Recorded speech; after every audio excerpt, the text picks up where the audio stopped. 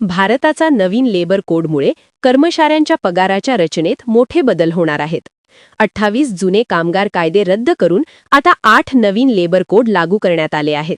यामागील मुख्य उद्देश म्हणजे कर्मचाऱ्यांना अधिक सुरक्षितता प्रदान करणे आणि सर्व कंपन्यांसाठी एक समान व पारदर्शक नियम तयार करणे. यासाठी 4 मुख्य संहिता आणण्यात आल्या आहेत: वेतन संहिता, औद्योगिक संबंध संहिता, सामाजिक सुरक्षा संहिता आणि व्यावसायिक सुरक्षा व कार्यपरिस्थिती संहिता.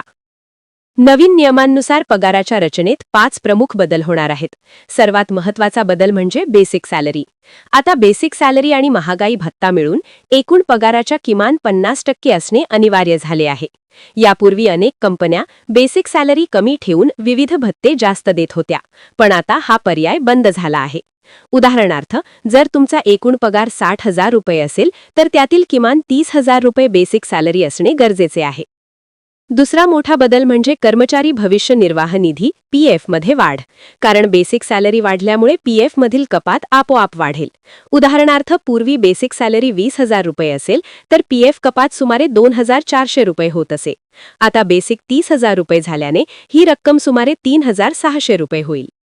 तिसरा बदल ग्रॅच्युइटीच्या नियमांमध्ये झाला आहे. आता ग्रॅच्युइटी मिळण्यासाठी लागणारी 5 वर्षे सलग सेवेची अट शिथिल करण्यात आली आहे. विशेषतः फिक्स टर्म आणि करारावर काम करणाऱ्या कर्मचाऱ्यांनाही आता ग्रॅच्युइटीचा लाभ मिळू शकेल. चौथा महत्त्वाचा बदल म्हणजे गिग वर्कर्सना दिली जाणारी सामाजिक सुरक्षा.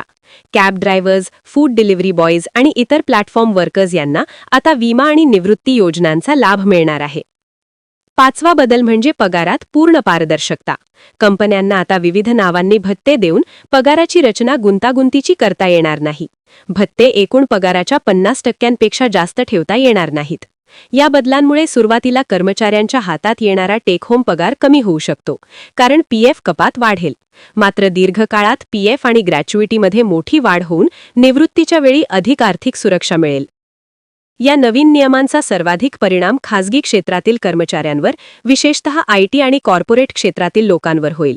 सरकारी कर्मचाऱ्यांवर याचा तुलनेने कमी परिणाम होईल, कारण त्यांची वेतन प्रणाली आधीच वेगळ्या पद्धतीने निश्चित असते.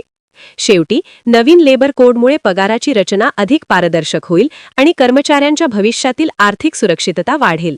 त्यामुळे आपली इन हँड सॅलरी बदलणार असल्याने आत्ताच आपली वैयक्तिक आर्थिक योजना नव्याने तयार करणे उचित ठरेल.